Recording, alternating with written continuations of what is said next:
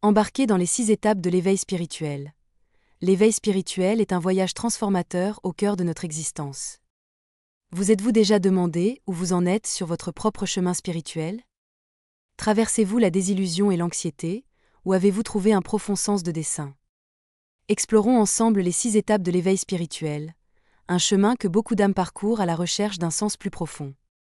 Chaque étape est comme un jalon sur une route sinueuse, offrant des défis et des révélations qui façonnent notre compréhension et notre perspective. Étape 1. L'éveil, la nuit sombre de l'âme. L'éveil, aussi connu sous le nom de la nuit sombre de l'âme, décrit une crise de foi ou une période difficile dans la vie. C'est souvent la première étape d'un voyage spirituel, marquée par une profonde désillusion et un désespoir. Beaucoup se sentent déprimés et anxieux, remettant en question le sens de la vie. Cette phase est inconfortable mais cruciale pour se libérer des vieilles croyances et habitudes. C'est un moment de profonde introspection, où les blessures du passé refont surface et nécessitent guérison. Des événements traumatisants ou le mécontentement face à la vie peuvent déclencher cette étape, comme la perte d'un être cher ou la fin d'une relation. Rappelez-vous, cette phase n'est pas éternelle. En affrontant ces émotions de front et en cherchant de l'aide à travers la thérapie, la méditation ou les pratiques spirituelles, on commence à voir l'espoir. Cet éveil initial marque le début d'une transformation spirituelle plus profonde. La confusion et l'anxiété montrent que l'ancien moi se dissout, laissant place à une nouvelle identité. Il est important de ressentir et de traiter ces émotions plutôt que de les repousser. Accepter la souffrance comme faisant partie de la croissance spirituelle est essentiel pour avancer vers la prochaine étape. Étape 2. Métanoïa. La deuxième étape est connue sous le nom de métanoïa, un terme grec signifiant échangement d'esprit ou transformation spirituelle. Elle se caractérise par une transformation interne profonde et un retrait du monde extérieur. Cette phase, souvent appelée la phase de l'ermite, est cruciale pour réévaluer les croyances et se préparer à l'émergence d'un soi plus authentique. Dans la solitude, une transformation profonde s'opère alors que l'esprit se calme et que les motivations sont remises en question. Bien que inconfortable, cette période de détachement et de purification conduit à la clarté et à de nouvelles perspectives, favorisant la paix et une compréhension de soi plus profonde. La phase de l'ermite n'est pas seulement la solitude mais une passerelle vers une conscience supérieure, préparant le terrain pour la recherche de la vérité et la croissance spirituelle dans la prochaine étape. Étape 3. Recherche. Dans la troisième étape, recherche, l'individu commence à émerger de la solitude de la métanoïa avec un désir ardent de trouver des significations plus profondes dans la vie. C'est un moment d'exploration active et de découverte, où l'on recherche des réponses et une signification plus grande.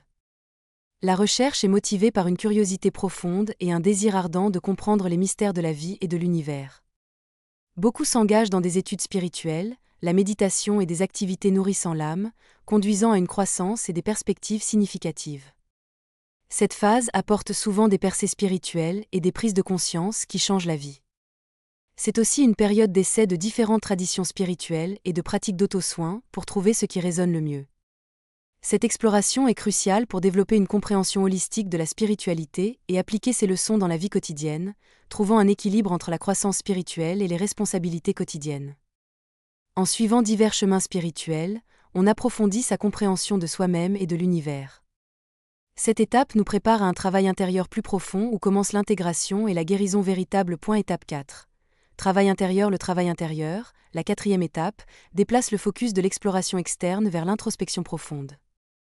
Ici, les individus s'engagent dans des pratiques qui améliorent la conscience de soi et la guérison émotionnelle.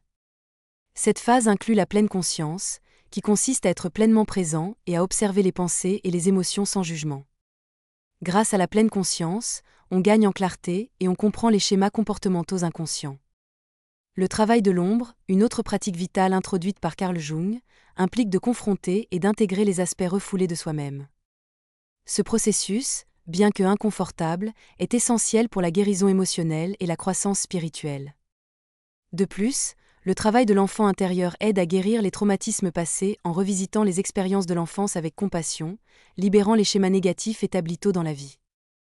Cette guérison émotionnelle profonde pose les bases de la prochaine étape de la renaissance spirituelle, débloquant le véritable potentiel spirituel et se préparant à l'intégration avec le soi supérieur. Étape 5.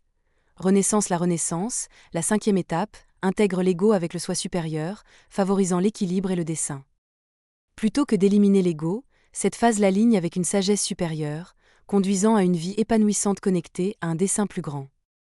L'unité avec le soi supérieur apporte cohérence et direction, accompagnée de compassion et d'empathie pour les autres. La créativité s'épanouit, les projets se manifestent sans effort, et la vie semble alignée avec le timing divin. La Renaissance illustre le pouvoir transformateur de la croissance spirituelle, révélant une vie pleine de potentiel et de dessein. Étape 6. Conscience universelle. La conscience universelle, la dernière étape, représente le sommet de l'éveil spirituel. Elle apporte une profonde compréhension de l'interconnexion de tous les êtres et expériences. En embrassant simultanément plusieurs perspectives, on réalise l'unité du moi individuel avec l'ensemble universel. Cette étape favorise la compassion et l'amour inconditionnel, menant à une vie de service et d'empathie.